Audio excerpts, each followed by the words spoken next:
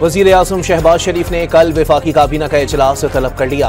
अमरीका के साथ टैरिफ और दीगर उमूर पर होने वाली पेशरफ्त पर ब्रीफिंग दी जाएगी।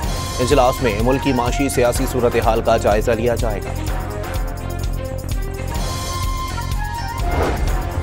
अफवाज पाकिस्तान ने दिलेरी और बहादुरी से दुश्मन का मुकाबला किया। भारत के खिलाफ कामयाबी के साथ तारीखी जंग जीती। वजीर आज़म का खिराज तहसीन।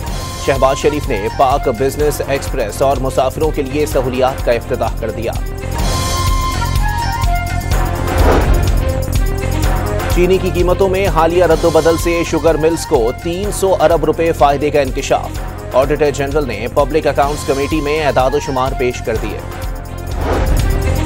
खैबर पख्तूनख्वा में अमन व अमान की सूरत हाल पर वजीर आला अली अमीन गंडापुर ने आज रात इजलास तलब कर लिया। पूरे सूबे खुसूसन जम इजला में अमन व अमान की सूरत हाल का जायजा लिया जाएगा।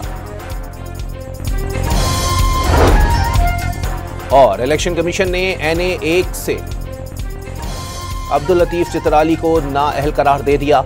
उन्हें 9 मई के मुकदमात में सजा याफ्ता होने पर नाअहल करार दिया गया।